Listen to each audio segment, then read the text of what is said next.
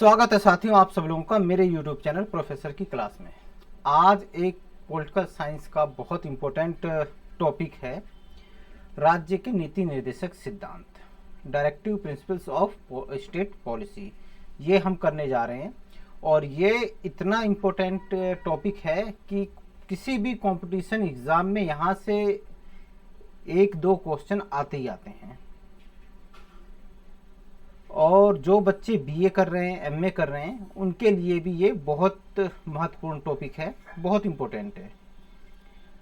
और इनके अलावा जो बच्चे किसी भी कंपटीशन एग्ज़ाम की तैयारी कर रहे हैं, चाहे वो आपका पीजीटी हो, टीजीटी हो, नेट हो, सेट हो और कोई भी कंपटीशन एग्ज़ाम हो, ठीक है ना, किसी सिविल सर्विस का एग्ज़ाम दे रहे हों, है ना, तो हर जगह ये आता ही आता है, ठीक है ना। इसके बिना कोई भी क्वेश्चन पेपर अधूरा है, इसके बिना कोई भी एग्ज़ाम या कोई भी क्वेश्चन पेपर अधूरा है।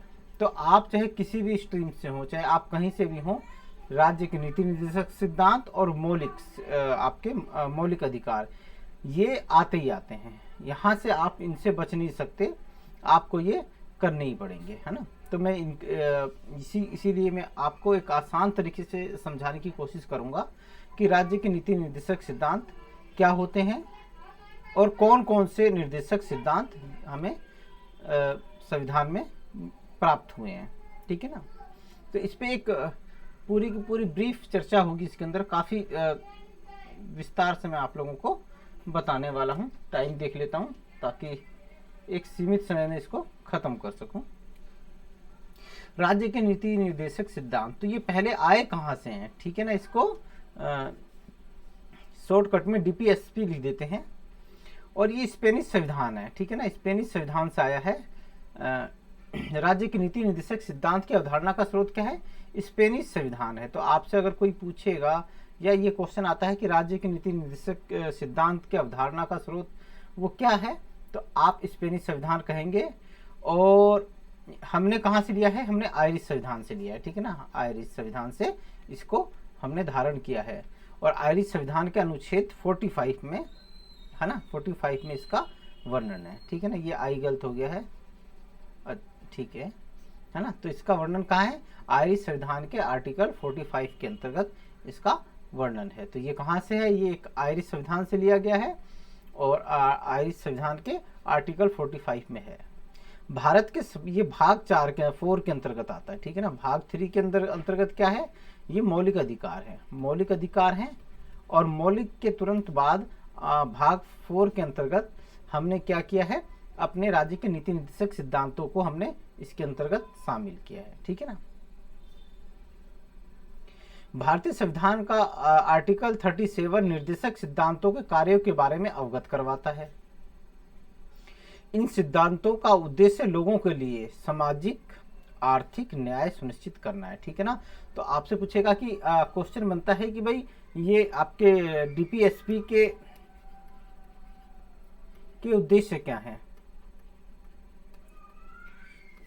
क्या है। तो आपको रखना है कि सामाजिक और आर्थिक न्याय सुनिश्चित करना, ठीक है ना, सामाजिक और आर्थिक न्याय सुनिश्चित करना और भारत को एक कल्याणकारी राज्य के रूप में स्थापित करना, ठीक है ना। क्या, एक कल्याणकारी राज्य की स्थापना करना और सामाजिक और आर्थिक न्याय को सुनिश्चित करना, ठीक है ना। अगर उसके अंदर लिखा हो कि भाई स्वतंत्रता देना, तो नहीं, स्वतंत्रता मौलिक अधिकारों में दे रखा है। तो इन शब्दों को याद रखिएगा, सामाजिक और आर्थिक न्याय, राजनीतिक न्याय की ये बात नहीं कर रहा है। शब्दों का ये हेर फेर होता है जब आप किसी भी सिविल सर्विस के एग्जाम में आप कंपटीशन करने जाते हैं, तो छोटे छोटे शब्द होते हैं और वहीं से क्वेश्चन बन जाते हैं। अभी ये अंतर है, मौलिक अधिकार जो है आपके मौलिक अधिकारों का जो दायरा है ना, वो सीमित है, ठीक है ना। आप बात करोगे समानता की बात करेंगे, वो स्वतंत्रता की बात करेंगे, शोषण के विरुद्ध बात करेंगे, वो आपकी धार्मिक स्वतंत्रता की बात करेंगे, अल्पसंख्यकों के अधिकारों की बात करेंगे, ठीक है ना। तो इनका दायरा कहीं ना कहीं सीमित है, लेकिन डीपीएसपी का दायरा बहुत मतलब असीम है, इसकी कोई लिमिटेशंस नहीं है, ठीक है ना। तो ये जो है कि ये इसका दायरा बहुत ज़्यादा है, ये आपके बहुत सारी चीज़ों को समेटता है। वो आर्थिक भी हो सकता है, वो सामाजिक भी हो सकता है, वो सांस्कृतिक भी हो सकता है, वो कोई भी पक्ष हो सकता है, और एक बहुत बड़े लेवल पे राज्य को कार्य करने के लिए बोलता है, ठीक है ना।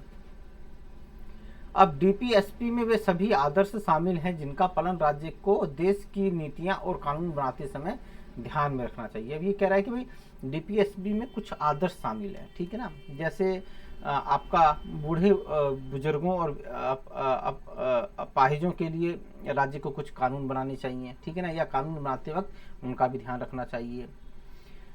आपका जो हमारे सार्वजनिक स्मारक हैं, ठीक है ना, उनको कानून बनाते वक्त उनका भी ध्यान रखना चाहिए। इसके अलावा क्या बोलते हैं, SC ST के लिए कुछ उपयुक्त कदम उठाने चाहिए। तो ये बहुत सारी चीज़ें हैं, अभी एक एक करके हम इस पर डिस्कस करेंगे। तो एक आप ये कहेंगे कि मौलिक अधिकारों का दायरा क्या है, सीमित है, लेकिन डीपीएसपी का दायरा बहुत सीमित है, ठीक है ना। ये आपका कानून का भी वर्णन मिलेगा यहाँ पे, आपको महिलाओं की भी बात होगी, यहाँ पे मजदूरों की भी बात होगी, इसके अंतर्गत आपका SC ST की बात होगी, इसके अंदर पर्यावरण की भी बात होगी, इसके अंदर पशुपालन वगैरह इन सब चीज़ की भी बात होगी, आपका सार्वजनिक जो स्मारक हैं उनकी बात होगी, इसके अंतर्गत आपका इस तरह से बहुत ब्रीफ चर्चा है इसके अंतर्गत, ठीक है ना। अब मौलिक अधिकारों की प्रकृति नकारात्मक है, क्यों, ये राज्य पे रोक लगाते हैं। क्या नकारात्मक किस वजह से, क्योंकि ये राज्य पर रोक लगाते हैं, ठीक है ना, कि राज्य को कुछ काम करने से रोकते हैं ये, ठीक है। और राज्य पे क्या करते हैं, सीमाएं लगा देते हैं कि भाई आप ये काम नहीं करेंगे, आप क्या करेंगे, आप करों में वृद्धि नहीं कर सकते, ठीक है ना, आप अभिव्यक्ति की स्वतंत्रता पे रोक नहीं लगा सकते, आप किसी को स्पेशल चीज़ किसी अलग से किसी को आरक्षण नहीं दे सकते, आप किसी को कहीं जाने से नहीं रोक सकते, आप किसी को सभा करने से नहीं रोक सकते। तो ये सब क्या है, ये राज्य क्या है, इसमें क्या होता है कि इनकी प्रकृति नकारात्मक हो गई, क्यों, ये राज्य को रोकते हैं। लेकिन जो निर्देशक सिद्धांत होते हैं ये सकारात्मक होते हैं, क्योंकि ये कार्य करने की आज़ादी देते हैं, ठीक है ना। ये कहते हैं कि आप भाई गर्भवती महिलाओं के लिए कानून बनाओ, ठीक है ना, उनके लिए कुछ उनको बेनिफिट्स पहुंचाओ, आप वृद्धों के लिए कानून बनाओ, आप बच्चों के लिए पोषण आहार की व्यवस्था करो, शिक्षा की व्यवस्था करो, ठीक है ना, पशुओं के लिए भी कुछ कार्य करो। तो इस तरह से ये क्या है कि ये कुछ करने के लिए कहता है राज्य को। तो इस वजह से ये क्या हो जाता है, ये सकारात्मक हो जाता है। और इन दोनों में मतलब आप ये नहीं कह सकते कि कोई छोटा है क्या बड़ा है, इन दोनों को साथ साथ चलना होगा, ठीक है ना, ठीक है ना। डीपीएसपी मौलिक अधिकारों के अधीन नहीं है, नीति निर्देशक सिद्धांत मौलिक अधिकारों के नीचे दबा हुआ नहीं है, ये बराबर चलेगा, ठीक है ना। जब ये दोनों साथ साथ चलेंगे तभी एक कल्याणकारी राज्य की और लोकतांत्रिक व्यवस्था की प्राप्ति आपको हो पाएगी। अब इनके जो है ना भाई, ये वैचारिक स्रोत और उद्देश्य के आधार पर इनके 3 भागों में बांटा गया है। एक तो समाजवादी सिद्धांत है, इसके अंदर समाजवादी सिद्धांतों का किया गया, जैसे कि भाई कार्य की उचित दशाएं उत्पन्न करना, ठीक है ना, कि मजदूरों के लिए कार्य की उचित दशाएं उत्पन्न करना, कारखानों के अंदर उनको भी मतलब निर्णय में शामिल करना, ठीक है ना। तो गांधीवादी सिद्धांत भी है, ठीक है, और उदारवादी और बौद्धिक सिद्धांत भी इसके अंतर्गत है। तो ये 3 तरह के स्रोत हैं इसमें, कुछ समाजवादी सिद्धांतों से लिया गया है, कुछ गांधीवादी सिद्धांतों से लिया गया, जैसे लघु और कुटीर उद्योग हो गया, आपका ग्राम पंचायत, ये सारी चीज़ें गांधीवादी सिद्धांत है। क्यों, क्योंकि ये आपका विकेंद्रीकरण के सिद्धांत पे है। उदार बौद्धिक सिद्धांत भी है इसके अंतर्गत। तो ये एक प्रकार से इसके 3 स्रोत है, समाजवादी सिद्धांत, गांधीवादी सिद्धांत, उदारवाद बौद्धिक सिद्धांत, ठीक है ना। तो आप ये याद रखिएगा, यहाँ से क्वेश्चन बन जाता है। अब हम इसके एक एक करके आर्टिकल करेंगे कि आर्टिकल कौन से आर्टिकल में क्या बात कही गई है, उसको समझने की कोशिश करेंगे, ठीक है ना। तो आर्टिकल 38, राज्य सामाजिक, आर्थिक और राजनीतिक न्याय सुनिश्चित कर, है ना, सुनिश्चित कर आय, स्थिति, सुविधाओं तथा अवसरों में असमानताओं को कम करके सामाजिक व्यवस्था को सुरक्षित व संरक्षित कर लोगों के कल्याण को बढ़ावा देने का प्रयास करेगा। मतलब ये क्या करेगा कि देखो भाई, जो सामाजिक तौर पे है ना, जैसे ऊंच नीच होती है, जाति के आधार पे भेदभाव हो सकता है, भाषा के आधार पे हो सकता है, ये सारी चीज़ें हो सकती हैं, आर्थिक आधार पे अमीर और गरीब होता है, और राजनीतिक न्याय है, इसको सुनिश्चित करेगा, ठीक है ना। और उसके अलावा क्या करेगा, स्थिति, सुविधाओं और अवसरों में जो असमानता है ना, उनको खत्म करेगा, कि ताकि सबको बराबर अवसर मिल सकें, कोई पीछे ना रहे, कोई ज़्यादा आगे ना हो, सबको बराबर की सुविधाएं मिलें, सबको बराबर के अवसर मिलें, ठीक है। और इससे क्या होगा कि असमानताओं को कम करके सामाजिक व्यवस्था को सुरक्षित एवं संरक्षित कर लोगों के कल्याण को बढ़ावा देगा। अगर भाई समाज में किसी को कुछ सुविधाएं ज़्यादा हैं या उनको अवसर ज़्यादा प्राप्त हैं, उनकी स्थिति मजबूत है, तो इससे कल्याण को बढ़ावा नहीं मिलेगा, ठीक है ना। बराबरी का असमानता होगी उस समाज के अंतर्गत। तो इनका काम है कि भाई सामाजिक, आर्थिक और राजनीतिक न्याय सुनिश्चित करने के लिए ये क्या करेंगे, आय, स्थिति, सुविधाओं, अवसरों में असमानताओं को कम करके सामाजिक व्यवस्था को सुरक्षित व संरक्षित कर लोगों को कल्याण को बढ़ावा देंगे, ठीक है। उसी तरह से आर्टिकल 39 आता है, राज्य विशेष रूप से निम्नलिखित नीतियों को सुरक्षित करने की दिशा में कार्य उठाएगा। इसके अंदर कई सारी चीजें हैं। सभी नागरिकों को आजीविका के पर्याप्त साधन, कि भाई सभी नागरिकों को अपना जो जीवन यापन के लिए जो रोजगार चाहिए, पैसा कमाने का वो चाहिए, साधन चाहिए, उस पर सबका अधिकार होना चाहिए, वो किसी विशेष की बपोती ना हो, ठीक है ना। पहले क्या हुआ करता था कि कुछ विशेष लोगों के हाथ में ये आजीविका के पर्याप्त साधन के अधिकार थे, चाहे वो आपका उच्च जाति के लोग रहे हों या फिर सामंत या जमींदार लोग रहे हों। भौतिक साधनों के स्वामित्व और नियंत्रण को सामान्य जन भलाई के लिए व्यवस्थित करना, और जो भौतिक संसाधन के स्वामित्व हैं और नियंत्रण हैं उनको सामान्य जन की भलाई के लिए हम उसको व्यवस्थित करना है। कुछ व्यक्तियों के पास धन को संकेंद्रित होने से बचाना, कि ऐसा ना हो कि भाई सारा धन सिर्फ कुछ व्यक्तियों के पास ही एकत्रित हो जाए और बहुसंख्यक जनता गरीब रह जाए या उसके पास खाने पीने के लाले हों, तो इसके ऊपर भी वो कार्य करेगा। पुरुषों और महिलाओं दोनों को समान कार्य के लिए समान वेतन, कि भाई ऐसा ना हो कि भाई 8 घंटे महिला काम कर रही है और इधर 8 घंटे पुरुष काम कर रहा है, तो पुरुष को तो इसके 500 रुपये मिल रहे हैं और महिला को 300 रुपये मिल रहे हैं, जबकि दोनों बराबर कर रहे हैं, ठीक है ना। दोनों काम क्या कर रहे हैं, बराबर कर रहे हैं। तो ऐसा नहीं होना चाहिए, तो इसको समान वेतन मिलना चाहिए, ठीक है ना। समान कार्य के लिए समान वेतन। श्रमिकों की शक्ति और स्वास्थ्य की सुरक्षा, तो श्रमिकों की जो शक्ति है उसका सही उपयोग करना है, उसको सुरक्षित रखना है और स्वास्थ्य की सुरक्षा करनी है, ठीक है। उसके लिए और भी कई सारे कार्य हो सकते हैं, जैसे कुछ बीमा वगैरह या फिर क्या बोलते हैं ESI वगैरह, और आपका जो ये चल रहा है आपका आयुष्मान योजना, इस तरह का कुछ राज्य इस तरह की स्कीम्स चला सकता है। आयुष्मान योजना तो सेंट्रल गवर्नमेंट की है, लेकिन राज्य भी इस तरह की स्वास्थ्य की सुरक्षा से संबंधित कोई कार्य कर सकता है। बच्चों के बचपन और युवाओं का शोषण न होने देना। अब भाई बच्चों का शोषण ना होने पाए और युवाओं का भी शोषण ना होने पाए, इसके लिए वो उपयुक्त कदम उठाएगा। इसके लिए वो किसी प्रकार का कानून बना सकता है, या कोई कानून बनाते वक्त इस बात का ध्यान रखेगा कि बच्चों के बचपन और युवाओं का शोषण न होने पाए, ठीक है। उसके बाद इसी में एक और जोड़ा गया था कि 42वां संविधान संशोधन 1976 के द्वारा 39A गरीबों को निःशुल्क कानूनी सहायता प्रदान करना। अब कई बार ऐसा होता था कि भाई जो गरीब लोग रहते हैं वो पैसों के अभाव में कानूनी सहायता नहीं प्राप्त कर पाते हैं, ठीक है ना। कभी भी किसी के संग भी इस तरह के हो सकते हैं, भाई आपस में किसी के संग झगड़ा हो सकता है, या फिर प्रॉपर्टी को लेकर कोई दिक्कत हो सकती है। तो भाई गरीब जो होता था वो बेचारा कानूनी सहायता नहीं ले पाता था। आज़ादी के बाद तो ऐसा बहुत हुआ कि भाई उनकी ज़मीन ज़बरदस्ती किसी ज़मींदार ने या किसी सेठ महाजन ने ज़बरदस्ती ले ली, लेकिन वो कानूनी सहायता के अभाव में वो कुछ कर नहीं पाता था। तो इस वजह से इन्होंने 39A के अंतर्गत ये जोड़ा कि गरीबों को निःशुल्क कानूनी सहायता प्रदान करना, ये भी क्या बोलते हैं नीति निर्देशक तत्वों के अंतर्गत शामिल किया जाएगा।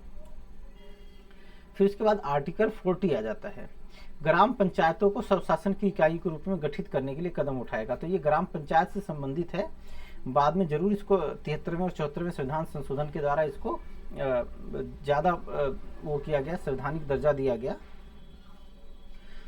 तो ये क्या है कि हर एक राज्य जो है वो ग्राम पंचायतों का गठन करेगा, स्वशासन की इकाइयाँ, ठीक है ना, इनका गठन करेगा अपने राज्य के अंतर्गत। 3 सतर पे करेगा, 2 सतर पे करेगा, वो जनसंख्या के ऊपर डिपेंड करता है। तो ये आर्टिकल 14 जो है वो ग्राम पंचायतों के गठन से संबंधित है। आर्टिकल 41 बेरोजगारी, ठीक है ना, जैसा कि अभी मैं चर्चा करता, बुढ़ापा, बीमारी और विकलांगता के मामले में कार्य करने, शिक्षा पाने और सार्वजनिक सहायता पाने का अधिकार सुरक्षित करना। तो भाई जो लोग बेरोजगार हैं उसको बेरोजगारी भत्ता देना, जो बुढ़ापे हो गए, बुढ़े हो गए हैं, वो लोग काम नहीं कर सकते तो उनको क्या होगा कि वृद्धा पेंशन देना, बीमार हो गए हैं तो उनकी बीमारी का इलाज करना, विकलांगता, ये सारे ऐसे मामले हैं कि जिसमें सार्वजनिक सहायता पाने का इनको अधिकार है। अब मान लो कोई बीमार है तो अगर आप उसी हॉस्पिटल, जो सरकारी हॉस्पिटल्स हैं, वो क्या कहते हैं, आपका उनको उनकी बीमारी दूर करते हैं, है ना। विकलांग लोगों को अक्सर आपने देखा होगा कि वो स्ट्रेचर वगैरह दे दिया जाता है, शिक्षा की भी व्यवस्था की जाती है, बेरोजगारों कई सारी स्कीम्स चलती हैं गवर्नमेंट की, जिसके अंतर्गत बेरोजगार लोगों को कुछ हुनर सिखाए जाते हैं, कुछ कौशल सिखाए जाते हैं, है ना, कि ताकि वो क्या करें कि वो कुछ कार्य कर सकें और उनकी बेरोजगारी दूर हो सके। और कई राज्यों के अंदर बेरोजगारी भत्ता भी चलता है, वृद्धा पेंशन चलती है, आप लोगों को पता है, और विकलांग लोगों को भी सरकार की तरफ से आर्थिक तौर पर मदद दी जाती है। तो इनको सहायता पाने का अधिकार सुरक्षित करना है, यह आर्टिकल 41 है। आर्टिकल 42 राज्य काम की न्याय संगत और मानवीय परिस्थितियों को सुनिश्चित करने एवं मातृत्व सहायता के लिए प्रावधान करेगा। ये कह रहा है कि राज्य काम की न्याय संगत दशाएं पैदा करना। कहने का तात्पर्य है कि भाई जहाँ पे आप काम कर रहे हो वहाँ पे वहाँ की जो दशाएं होनी चाहिए वो सही होनी चाहिए, जोखिम भरी नहीं होनी चाहिए, ऐसी होनी चाहिए कि जहाँ पे आप मजदूर काम कर सके। अगर वहाँ पे ऐसी दशाएं नहीं है तो उसकी जान को खतरा है। तो ये राज्य का कार्य है कि वो काम की न्याय संगत दशाएं बनाए, ठीक है ना। और मातृत्व सहायता के लिए, अब भाई औरतें जो हैं वो 9 महीने की प्रेगनेंसी होती है, उनकी 9 महीने की प्रेगनेंसी होती है, और लास्ट के 2-3 महीने, ठीक है ना, 3 महीने ये बहुत ज़्यादा वो होते हैं, बहुत ज़्यादा नाजुक होते हैं, जिसमें से डिलीवरी के 2 महीने के इधर के और डिलीवरी हो जाने के बाद 1 महीना इधर का, ठीक है ना। ये जो सिचुएशन होती है, ये 3 महीने बहुत महत्वपूर्ण होते हैं। तो ये 3 वो कहता है कि भाई आप मातृत्व राहत के लिए प्रावधान करो, तो मैटरनिटी लीव दे दी जाती है। या आपने देखा होगा कि भाई कई राज्यों के अंदर आंगनवाड़ी है, वहाँ पे औरतें, आंगनवाड़ी जो महिलाएं होती हैं, उनकी सदस्य होती हैं, वो ऐसी महिलाओं को जो प्रेग्नेंट है उनके लिए विशेष सुविधा दी जाती है ना।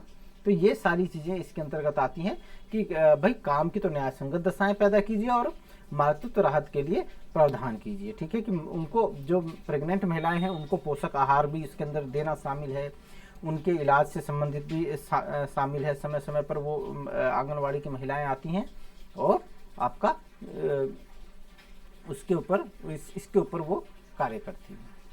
मुझे इतना ज़्यादा डीप में नहीं पता, लेकिन हाँ इतना पता है कि ये इसके अंतर्गत आता है।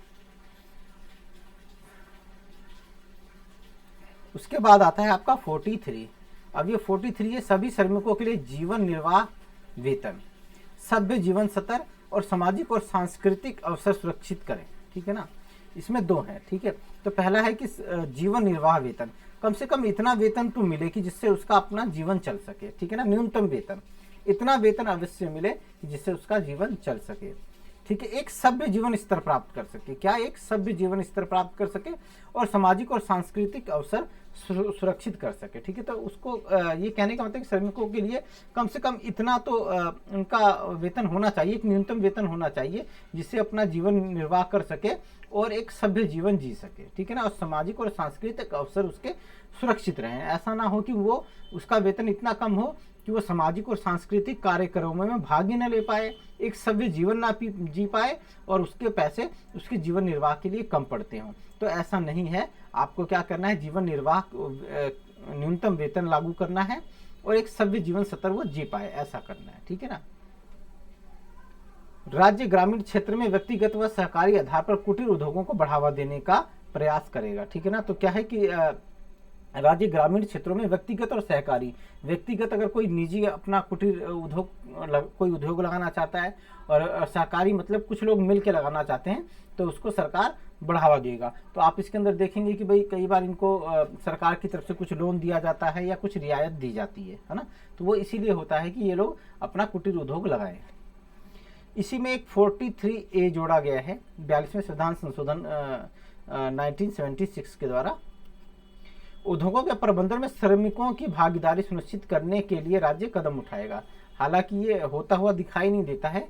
ये कह रहा है कि भाई उद्योगों में जो प्रबंध होना है उसके अंदर श्रमिकों की भी भागीदारी होनी चाहिए, ठीक है, ये अनुच्छेद कहता है। लेकिन ऐसा होता नहीं है, कुछ एक उद्योग धंधों में ऐसा जरूर होता है कि श्रमिकों को भागीदारी किया जाता है प्रबंधन के अंतर्गत, लेकिन ये होता नहीं है।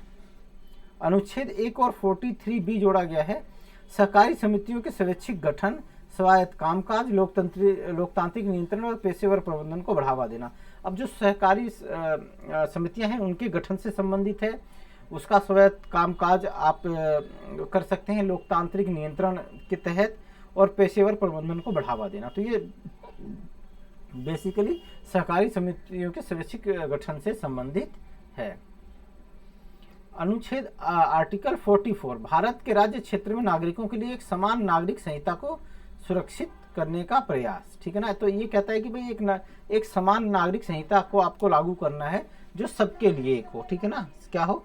सबके लिए एक हो, ठीक है ना। जैसे कि आपका बोलते हैं मुस्लिमों के अंतर्गत तलाक के अलग नियम थे, हिंदुओं में अलग हैं, है ना। इस तरह का नहीं होना चाहिए, एक समान नागरिक संहिता होनी चाहिए। समान नागरिक संहिता इट्स मीन कि कुछ मामलों में वो सब पे लागू होती हो बराबर से, किसी कोई ऐसा ना हो कि उससे बाहर हो। तो सब नागरिकों पे समान रूप से वो संहिता लागू होती हो, ऐसा राज्य को भारत को प्रयास करना है। अनुच्छेद 45 सभी बच्चों को 6 वर्ष से आयु से लेकर 14 वर्ष की आयु है उनकी प्रारंभिक बाल अवस्था देखभाल और शिक्षा प्रदान करना। अब ये भाई 6 से लेकर 14 वर्ष की आयु का है, ठीक है ना। तो इसमें जो है आपका 86वां संविधान संशोधन करके, है ना, इसको मौलिक अधिकार बना दिया गया कि भाई ये मौलिक अधिकार है उसका शिक्षा पाना, है ना। और इसको 21(1) में ऐड कर दिया गया। तो ये क्या है कि राज्य ऐसे प्रयास करेगा, शुरू में इसको नीति निर्देशक तत्वों में रखा गया था कि भाई राज्य ये प्रयास करेगा कि हर किसी को निःशुल्क आपका शिक्षा प्राप्त हो, हर किसी को प्राप्त जो 6 से लेकर 14 वर्ष की आयु के हैं। लेकिन बाद में इसमें 2002 के अंतर्गत 86वां संविधान संशोधन करके अनुच्छेद 45 की विषय वस्तु को बदल दिया गया और इसे प्रारंभिक शिक्षा को अनुच्छेद 21 के तहत मौलिक अधिकार बना दिया गया। तो ये बहुत ही इंपॉर्टेंट है, आप याद रखना, ठीक है ना। अब ये 21(a) संविधान के भाग 3 के अंतर्गत चला गया है।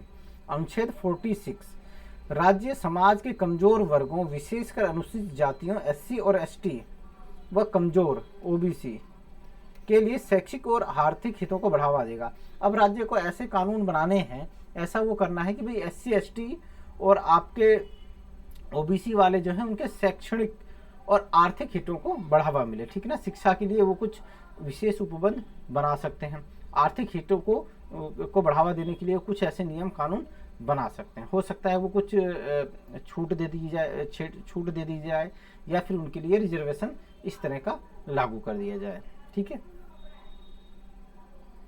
अनुच्छेद 47 लोगों के पोषण स्तर और जीवन स्तर को ऊपर उठाना, कि राज्य क्या करेगा, लोगों के पोषण स्तर को उठाएगा और जीवन स्तर को उठाएगा, मतलब उसको और बेहतर बनाएगा, उसको गुणवत्तापूर्ण लेके आएगा।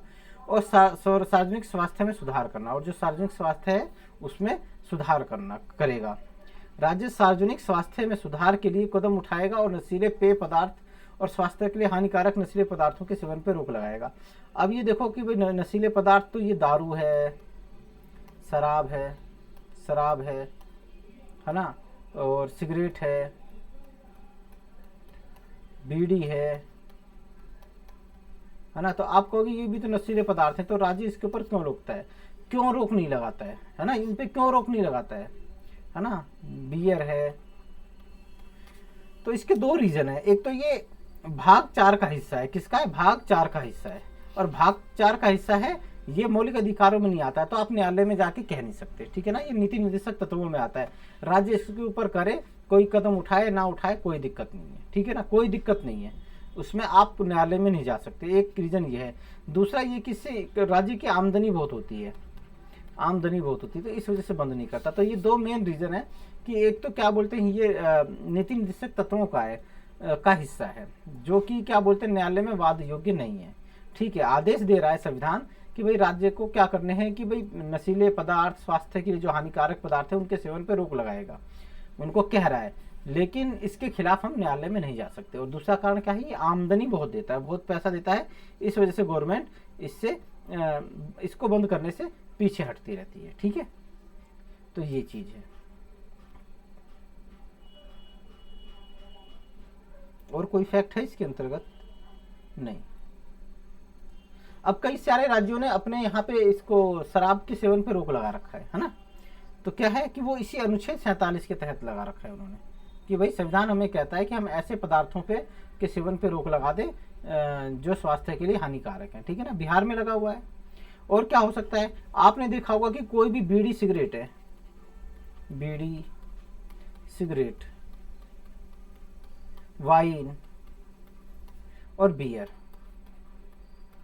ठीक है, या कोई इन चारों से रिलेटेड कोई ऐड है ना, ऐड, इस पे ना, उस पे बीड़ी पे, सिगरेट पे, वाइन पे, बियर पे लिखा होता है स्वास्थ्य के लिए हानिकारक है,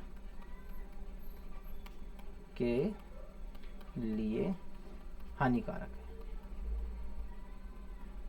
तो ये किसके तहत है? ये अनुच्छेद 47 के तहत है। इन्होंने बताने की कोशिश की कि भाई हम इसके ऊपर लिख के दे रहे हैं स्वास्थ्य के लिए हानिकारक है, आप मत पियो। ठीक है ना, तो क्या ये रोक कहीं ना कहीं एक तरफ से आप छूट भी देते हैं कि भाई खूब आप लोग दबा के पियो, और दूसरी तरफ ये लिखते हैं कि स्वास्थ्य के लिए हानिकारक है ना।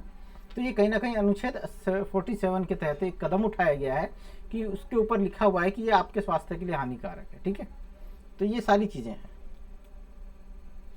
आर्टिकल 48, कृषि और पशुपालन को आधुनिक एवं वैज्ञानिक आधार पर गठित करना। अब आज़ादी से पूर्व जो कृषि और पशुपालन था ना, वो अवैज्ञानिक था और आधुनिक नहीं था, वही पुराने थे। हल का यूज़ किया करते थे, सिंचाई के लिए हम बारिश पे डिपेंड हुआ करते थे। तो इसको क्या करना है, इसको आधुनिक बनाना है। ठीक है ना, आधुनिक बनाना है, ट्यूबवेल यूज़ करो, नहरों को यूज़ करो, और भी कई सारे जो जैविक खाद यूज़ करो या रासायनिक खाद यूज़ करो, कीटनाशक यूज़ करो, है ना, ट्रैक्टर यूज करो, ये सारी चीजें थी। तो इस आधार पे कृषि और पशुपालन को आधुनिक और वैज्ञानिक आधार पर गठित करना, ताकि ज्यादा से ज्यादा पैदा उत्पादन हो सके। गाय, बछड़ों और अन्य दुधारू पशुओं के वध पे रोक लगाना। ठीक है ना, तो ये रोक लगी हुई है। अब आप कहोगे कि भाई बकरा कटने से कोई नहीं रोकता है, भाई बकरा बकरी तो दुधारू है, भैंस के उस पर रोक नहीं लगता है, गाय के वध पे रोक नहीं लगता है। तो उसका कारण यही है कि ये संविधान के भाग 4 का हिस्सा है, हम न्यायालय में नहीं जा सकते। अगर राज्य अगर लगा दे इस पे रोक तो ठीक है, नहीं लगाएगा तो उसमें हम कुछ नहीं कर सकते। मवेशियों को पालने एवं उसकी नस्लों में सुधार। अब भाई इनकी जो नस्लें हैं ना, ये गाय भैंस, आपने देखा होगा गाय से जर्सी गाय आई है ना, तो ये क्या हो, नस्ल सुधारने की कोशिश कि ज़्यादा से ज़्यादा दूध दे, है ना। तो ऐसा प्रयास राज्य को आदेश देता है कि ये कार्य आपको करने हैं। फिर इसमें एक 48 से जोड़ा गया है 1976 के द्वारा, 42 पर्यावरण की रक्षा और सुधार करना। ठीक है ना, हमें हमारा जो पर्यावरण है जिसमें रहते हैं, इसकी सुरक्षा करना भी बहुत आवश्यक है। और देश के वनों एवं वन्य जीवों की रक्षा करना। तो इसमें 4 बातें, तो पर्यावरण की रक्षा करना है और उसमें सुधार करना है, वनों और वन्य जीवों की रक्षा करना शामिल है इसके अंतर्गत। ठीक है। 49 है राज्य की कलात्मक एवं ऐतिहासिक महत्व के प्रत्येक स्मारक या स्थान की रक्षा करना। अब भाई ऐसी बहुत सारे स्मारक और ऐतिहासिक महत्व की चीजें हैं, है ना, जो कहीं ना कहीं हमें विरासत में मिली है, हमारे पूर्वजों ने बनाया था, चाहे वो ताजमहल है, चाहे वो दिल्ली का आपका रेड फोर्ट है ना। इसी तरह से बहुत सारे सांची का स्तूप है, बहुत सारे प्राचीन मंदिर हैं। तो इनका क्या करना है, हमें इनकी रक्षा करनी है, इनकी सुरक्षा करनी है। ठीक है। अनुच्छेद 50 कहता है राज्य की लोक सेवाओं में न्यायपालिका को कार्यपालिका से अलग रखना। ठीक है ना, कार्यपालिका जो होती है आपका कानून लागू करती है, और न्यायपालिका जो है अधिनिर्णय करती है। ठीक है ना, डिसीजन सुनाती है, देखती है कि भाई काम सही से हो रहा है कि नहीं हो रहा है। ठीक है ना, इन दोनों इनको अलग रखने के लिए कदम उठाएगी। ठीक है ना, इनको, ताकि कार्यपालिका का इसके ऊपर प्रभाव ना पड़े या न्यायपालिका का इसका ऊपर दबाव ना बने, दोनों स्वतंत्र होकर काम करें। क्या, दोनों को स्वतंत्र रखना है। ठीक है, किसी के ऊपर दबाव नहीं होना चाहिए, तभी एक बढ़िया लोकतांत्रिक व्यवस्था होगी और लोगों को ज्यादा से ज्यादा न्याय प्राप्त होगा। अब एक ये आर्टिकल 51 है आखिरी, ये घोषणा करता है कि राज्य अंतर्राष्ट्रीय शांति और सुरक्षा स्थापित करने का प्रयास करेगा। ठीक है ना, ये कहता है कि भाई राज्य का क्या कार्य है, अंतर्राष्ट्रीय शांति और सुरक्षा स्थापित करने का प्रयास है ये। ठीक है। राष्ट्रों के साथ न्यायपूर्ण और सम्मानजनक संबंध बनाना है इसके अंतर्गत। अंतर्राष्ट्रीय कानून और संधि दायित्वों के लिए सम्मान को बढ़ावा देना है। मध्यस्थता द्वारा अंतर्राष्ट्रीय विवादों को निपटाने को प्रोत्साहित करना है। तो इसमें 3 बातें कही हैं कि आपको न्यायपूर्ण और सम्मानजनक संबंध बनाने हैं अन्य राष्ट्रों के साथ, अंतर्राष्ट्रीय कानून और संधि और दायित्वों के लिए सम्मान को बढ़ावा देना है, ठीक है ना, और मध्यस्थता द्वारा अंतर्राष्ट्रीय विवाद, ठीक है, कुछ देशों के बीच में सीमा का विवाद हो सकता है, जल बंटवारे को लेकर विवाद हो सकता है, या अन्य कोई विवाद है तो आप मध्यस्थता से उसका निपटारा करें, ऐसा इसके अंतर्गत कहा गया है, ठीक है ना। अभी 4-5 मिनट और बाकी हैं तो थोड़ा सा और रह गया है। अब इससे संबंधित प्रमुख मुद्दे हैं नीति निर्देशक सिद्धांत और मौलिक अधिकार। क्यों? क्योंकि देखो भाई, ये वाले जो है जरूरी दोनों हैं, है ना, नीति निर्देशक सिद्धांत भी जरूरी है और मौलिक अधिकार भी जरूरी है। तो जब दोनों जरूरी हैं तो दोनों के बीच में टकराव की स्थिति बनती है, ठीक है ना। क्यों? नीति निर्देशक सिद्धांत जो है राज्य को क्या देता है? पावर देता है कुछ करने के लिए, है ना, राज्य को कार्य करने को कहता है, कार्य करने को कहता है। और यही मौलिक अधिकार जो है ये क्या कहता है? ये राज्य पे रोक लगाता है ना, राज्य के कार्यों पर रोक लगाता है, ठीक है ना। ये सकारात्मक प्रवृत्ति का है, ये सकारात्मक प्रवृत्ति का है, ये नकारात्मक प्रवृत्ति का है, ठीक है ना। ये कहता है नहीं, ये काम आप नहीं करोगे, क्यों? इससे किसी की स्वतंत्रता का हनन होता है। आप ये काम नहीं करोगे क्योंकि इससे असमानता उत्पन्न होती है, ठीक है ना। अगर मान लो कि किसी SC/ST वाले के लिए कोई नियम कानून बनाना हो या कुछ विशेष सुविधा देनी हो तो कहीं ना कहीं समानता का हनन हो रहा है ना। तो ये बड़ा उलझा हुआ मसला है और शुरू में बहुत दिक्कत आई थी, ठीक है। इसी वजह से कुछ मामले सामने आए थे, एक बार उनकी चर्चा हम करेंगे। चंपकम दोराय राजन वर्सेस मद्रास राज्य, ठीक है ना। तो ये नाम बड़ा अजीब है, चंपकम दोरायजन, कई जगह दोराई जन लिखा होता है, कई जगह पे दोराय राजन लिखा हुआ है। तो नामों के चक्कर में मत पड़ना, उससे कोई फर्क नहीं पड़ेगा। अब यह है कि भाई इस मामले के अंतर्गत क्या हुआ कि सर्वोच्च न्यायालय ने फैसला सुनाया कि मौलिक अधिकारों और नीति निर्देशक सिद्धांतों के बीच किसी भी संघर्ष के मामले में मौलिक अधिकार मान्य है, ठीक है ना। इन्होंने कहा था कि भाई अगर मौलिक अधिकारों और नीति निर्देशक सिद्धांतों के बीच में टकरार होती है तो मौलिक अधिकार मान्य होंगे। क्या होंगे? मौलिक अधिकार मान्य होंगे। और इसी मामले में कहा गया था कि निर्देशक सिद्धांतों को मौलिक अधिकारों के अनुरूप होना चाहिए, मतलब ये ऐसे हो कि मौलिक अधिकारों को बढ़ाते हो, है ना, उनकी मदद करते हो मौलिक अधिकारों की, ना कि उनकी क्षति करते हो या उनको नुकसान पहुंचाते हो। ऐसा नहीं होना चाहिए, उन्हें सहायक के रूप में कार्य करना चाहिए। इस मामले में कहा गया कि संवैधानिक संशोधन अधिनियमों को लागू करके संसद द्वारा मौलिक अधिकारों में संशोधन किया जा सकता है। अब इन्होंने एक बात ये भी कही कि भाई आप चाहें तो संवैधानिक संशोधन के द्वारा मौलिक अधिकारों में को संशोधित कर सकते हैं, उसमें हेर फेर बदल कर सकते हैं, उनको समाप्त कर सकते हैं या कम ज़्यादा कर सकते हैं, ऐसा कहा गया था, ठीक है।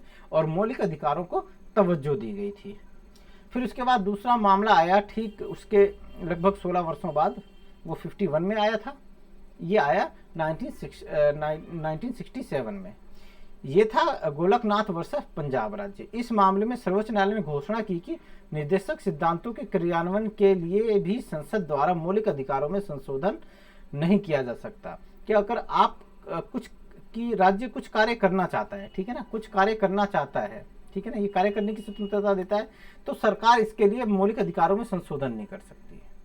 क्या है कि ये अपने संशोधन नहीं किया जा सकता, ऐसा इसके अंदर गोलकनाथ वर्सेस पंजाब राज्य में कहा गया। इस मामले में सर्वोच्च न्यायालय ने घोषणा की कि निर्देशक सिद्धांतों के कार्यान्वयन के लिए भी संसद द्वारा मौलिक अधिकारों में संशोधन नहीं किया जा सकता। अब इसके अंदर क्या कहा था कि भाई संशोधन, मौलिक अधिकारों में संशोधन किया जा सकता है, ठीक है ना। यहाँ क्या कहा था? मौलिक अधिकारों में संशोधन किया जा सकता है, ये कहा गया था चंपकम दोराइजन मामले में कि मौलिक अधिकारों में संशोधन किया जा सकता है। यहाँ इन्होंने मना कर दिया कि मौलिक अधिकारों में संशोधन नहीं किया जा सकता। जाओ जी, अब संशोधन किया ही नहीं जा सकता मौलिक अधिकारों में, ठीक है। उसके बाद अगला जो आता है केशवानंद भारती वर्सेस केरल राज्य का मामला। इस मामले में सर्वोच्च न्यायालय ने गोलकनाथ के अपने फैसले को खारिज कर दिया। मतलब अपना ही जो फैसला दिया था ना पीछे, ये वाला कि भाई मौलिक अधिकारों में संशोधन नहीं किया जा सकता, ये वाला फैसला कि मौलिक अधिकारों में संशोधन नहीं किया जा सकता, इसी फैसले को पलट दिया है, इसी फैसले को पलट दिया है। और इन्होंने कहा कि भाई संसद संविधान के किसी भी हिस्से में संशोधन कर सकती है। मतलब कोई भी हिस्सा हो, चाहे वो आपका मौलिक अधिकारों वाला ही हिस्सा क्यों ना हो, ठीक है ना, उसमें भी संशोधन कर सकती है, लेकिन वो अपनी मूल संरचना या मौलिक ढांचे को बदल नहीं सकती। मौलिक ढांचा क्या है? मौलिक ढांचा, मौलिक ढांचा जो है उसको नहीं बदल सकती। ऐसा इन्होंने अपने इस अंतर्गत कहा कि भाई संसद संविधान के किसी भी हिस्से में संशोधन कर सकती है, लेकिन अपने मौलिक ढांचे को नहीं बदल सकती। इस प्रकार संपत्ति के अधिकार को अनुच्छेद 31 को मौलिक अधिकारों की सूची से फिर निकाल दिया गया, ठीक है। उसके बाद आता है मिनर्वा मिल्स वर्सेस भारत संघ 1980। इस मामले में सुप्रीम कोर्ट ने दोहराया कि संसद संविधान के किसी भी हिस्से में संशोधन कर सकती है, लेकिन वह संविधान मूल ढांचे को नहीं बदल सकती। मूल ढांचा जो होता है, जो आपका स्वतंत्रता, समानता, अधिकारों की बात करता है ना, तो ये सब मूल ढांचे के अंतर्गत आते हैं, ठीक है। न्याय की बात हो गई, ये सारी चीज़ें मूल ढांचे के अंतर्गत आती हैं, तो इसको नहीं बदल सकते आप, इसको इसके अंदर चेंजेस नहीं कर सकते। तो ये मूल ढांचे का सिद्धांत जो है वो केशवानंद भारती मामले से निकल के आया। पहला जो सबसे पहला मामला था 1951 में चंपकम दोराईजन वर्सेस मद्रास राज्य, इसके अंदर क्या था कि भाई मौलिक अधिकारों को मान्यता दी गई थी। इसमें मौलिक अधिकारों को मान्यता दी गई थी और ये कहा गया था कि मौलिक अधिकारों में संशोधन किया जा सकता है। गोलकनाथ वर्सेस पंजाब राज्य के अंतर्गत क्या कहा था कि मौलिक अधिकारों में संशोधन नहीं किया जा सकता। पहले कहा चंपकम दोराईजन मामले में कि मौलिक अधिकारों में संशोधन किया जा सकता है, गोलकनाथ में कहा गया कि मौलिक अधिकारों में संशोधन नहीं किया जा सकता। और इसी के बाद फिर क्या बोलते हैं, आपका केशवानंद भारती मामले में कहा कि भाई संशोधन तो आप कर सकते हो किसी भी हिस्से में, लेकिन मौलिक ढांचा जो है उसके विपरीत नहीं होना चाहिए, उसको नुकसान नहीं पहुंचना चाहिए। मौलिक ढांचे का सिद्धांत या मूलभूत ढांचे का सिद्धांत उसके अंतर्गत दिया। और फिर मौलिक ढांचे की बात किसके अंतर्गत की? आपका मिनर्वा मिल के अंतर्गत की, ठीक है। तो ये सारी चीजें थी। अब हम एक बार थोड़ा सा ये देख लेते हैं, ये कुछ समाजवादी सिद्धांत के अंतर्गत कौन कौन से आर्टिकल आते हैं। तो ये आ जाता है कि निम्नलिखित में से कौन सा आर्टिकल गांधीवादी सिद्धांत के अंतर्गत नहीं है, या कौन सा नीति निर्देशक से संबंधित अनुच्छेद समाजवादी सिद्धांत के अंतर्गत है या नहीं है, या गांधीवादी सिद्धांत के अंतर्गत है या नहीं है। तो आप रखना आर्टिकल 38, 39, 39A, 41, 42, 43, 43A और 47, ये समाजवादी सिद्धांत की बात करते हैं, ठीक है ना। ये क्या करते हैं? आपकी आर्थिक और सामाजिक न्याय की बात करते हैं। गांधीवादी सिद्धांत के अंतर्गत आर्टिकल 40, 43, 43B, 46, 47, 48। अब इस चीज़ से कंफ्यूज मत होना कि सर 43A यहाँ पे भी 43A यहाँ पे, क्योंकि इसमें दो बातें हो सकती हैं, ठीक है ना। एक गांधीवादी विचारधारा से संबंधित हो सकती है और दूसरी आपकी समाजवादी से संबंधित है, ठीक है ना। तो इस वजह से दोनों में वो आ जाएगा। उदार बौद्धिक सिद्धांत के अंदर आर्टिकल 44 है, जो क्या कहता है कि समान नागरिकता संहिता लागू करने की बात करता है, शिक्षा की बात करता है। आर्टिकल 48 है, 48A है, ये आपका जो पर्यावरण से संबंधित है। 49 है, 50 है, ये सारे आर्टिकल्स उदार बौद्धिक सिद्धांत के अंतर्गत आते हैं। तो आप जब 2-4 बार पढ़ेंगे तो आपको समझ में आ जाएगा कि कौन सा समाजवादी है, कौन सा उदारवादी है। उसमें ज़्यादा कंफ्यूज होने की ज़रूरत नहीं है। अब इन दोनों में थोड़ा सा मेन जो अंतर है हम वो देखेंगे कि क्या है, कि अंतर क्या है, ठीक है ना। ये बहुत इंपॉर्टेंट है। लॉन्ग आपका जो आप लॉन्ग क्वेश्चंस लिखते हैं तो वहाँ पे इसका आ जाता है कि भाई पूछ लेता है कि दोनों में अंतर क्या है। तो 5-6 अंतर आपको याद रखने हैं। ये नकारात्मक है, जैसा कि ये राज्य को कुछ मामलों में कार्य करने से रोकता है, ठीक है ना। स्वतंत्रता, समानता, उसका जो शोषण के विरुद्ध अधिकार है और आपका जीवन स्वतंत्रता से संबंधित है, धार्मिक अधिकार है, वहाँ पे राज्य हस्तक्षेप नहीं कर सकता है। ये सकारात्मक है क्योंकि ये राज्य को कुछ मसलों पे इसको कार्य करने को बोलता है, ठीक है ना, कि आप बनाइए, कुछ कानून बनाइए इन लोगों के लिए। ये न्यायोचित हैं और इनके उल्लंघन पे आप कहाँ जा सकते हैं? आप वहाँ जा सकते हैं, आप हाई कोर्ट, सुप्रीम कोर्ट में जा सकते हैं और फिर जो होगा कोर्ट इनको लागू करवाएगा। ये गैर न्यायोचित है, ठीक है ना। अगर आपको ये सुविधाएं नहीं मिलती हैं या राज्य ये कार्य निर्देशक तत्वों को अमल में नहीं लाता है तो आप न्यायालय में जाके इसे लागू नहीं करवा सकते। इनका उद्देश्य देश में लोकतांत्रिक राजनीतिक व्यवस्था स्थापित करना है। तो ये क्या है, लोकतांत्रिक स्थापित करते हैं। और ये क्या, सामाजिक आर्थिक लोकतंत्र की बात करते हैं। क्या कहते हैं, सामाजिक और आर्थिक लोकतंत्र की बात करते हैं, या सामाजिक आर्थिक न्याय की बात करते हैं। एक कल्याणकारी राज्य की स्थापना करना चाहते हैं, ठीक है ना। ये कानूनी रूप से मान्य है, ये इन्हें नैतिक और राजनीतिक मान्यता प्राप्त है, ठीक है ना। ये नैतिक, ये राज्य को कहता है कि भाई आपकी नैतिकता है, ठीक है, आपको ये कार्य करने चाहिए, ये तो कानूनी रूप से मान्य है, ठीक है ना। ये करना ही करना है राज्य को। अगर इसमें अगर राज्य अगर कहीं दखलंदाजी करेगा तो फिर बहुत बुरा हो जाएगा उसके लिए। ये व्यक्तिगत कल्याण को प्रोत्साहित देते हैं, ठीक है ना। समानता जो है वो व्यक्तिगत होती है, स्वतंत्रता व्यक्तिगत होती है, आपका जीवन की स्वतंत्रता व्यक्तिगत है, आपका शोषण के विरुद्ध अधिकार वो हर एक व्यक्ति को मिला हुआ है, धार्मिक अधिकार, अल्पसंख्यक हितों के अधिकार वो सब व्यक्तिगत हैं। लेकिन ये समुदाय हैं, ये पूरे समुदाय को प्राप्त होते हैं, ठीक है ना। अगर वृद्धों के लिए अगर कोई कानून बनाया जा रहा है तो वृद्धों के पूरे समुदाय को प्राप्त होगा। महिलाओं के लिए अगर कोई कानून बन रहा है मातृत्व से, मैटरनिटी से रिलेटेड, तो वो सारी महिलाएं इसके दायरे में आ जाती हैं। तो ये क्या है, सामुदायिक कल्याण को प्रोत्साहित करते हैं। इनको लागू करने के लिए विधान की आवश्यकता नहीं है, अपने आप लागू हो जाएंगे, ठीक है ना। ये अपने आप लागू हैं। इन्हें लागू करने के लिए नियम कानून बनाना पड़ेगा, ठीक है ना।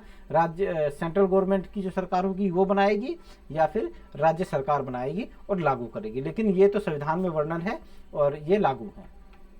न्यायालय इस बात के लिए बाध्य है कि किसी भी मूल अधिकार के हनन की विधि को वह गैर संवैधानिक, अगर कोई ऐसी विधि बनी हुई है जो मूल अधिकारों का अतिक्रमण कर रही है, ठीक है ना, उनको समाप्त कर रही है या कम कर रही है, तो आपका जो न्यायालय है ना, हाई कोर्ट, सुप्रीम कोर्ट, उसको गैर संवैधानिक घोषित करके अवैध घोषित कर देगा, शून्य घोषित कर देगा उसको। शून्य घोषित मतलब उसका कोई प्रभाव नहीं होगा, ठीक है ना। निर्देशक तत्वों का उल्लंघन करने वाली किसी भी विधि को न्यायालय में असंवैधानिक और अवैध घोषित नहीं किया जा सकता।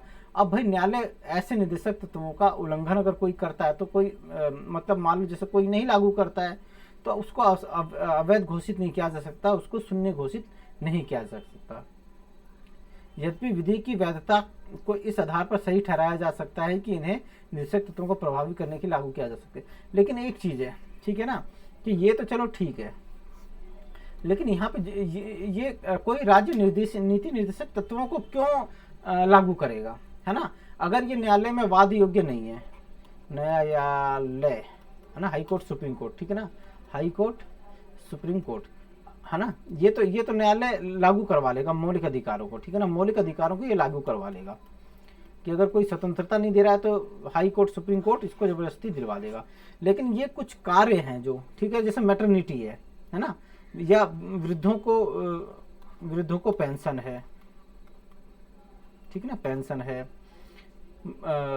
गर्भवती महिलाओं को क्या है, इनको भी कुछ सहायता चाहिए। SC ST को सहायता चाहिए। अगर ये कोई राज्य नहीं दे रहा है तो अब कैसे मिलेगा ये, है ना, कैसे मिलेगा राज्य की नीति निर्देशक। तो इनके ऊपर जनता का दबाव रहता है, जनता का दबाव है, ठीक है ना। किसी भी राज्य को पता है, किसी भी सरकार को पता है कि अगर मैं ये वाली सुविधाएं नहीं दूंगा ना तो अगले चुनाव के अंदर ना जनता मेरे को क्या कर देगी, हरा देगी, मेरे को वोट नहीं देगी। तो इनके ऊपर कहीं ना कहीं जनता का नियंत्रण होता है, जनता के दबाव में करते हैं। आपने देखा होगा शायद ही कोई ऐसा राज्य जो गर्भवती महिलाओं को सहायता ना देती हो, वृद्धों को पेंशन ना देती हो, या फिर क्या बोलते हैं आपका राशन जो मिलता है वो ना देती हो, ठीक है। तो कुछ ना कुछ इस तरह की वो सुविधाएं जरूर देती हैं। क्यों?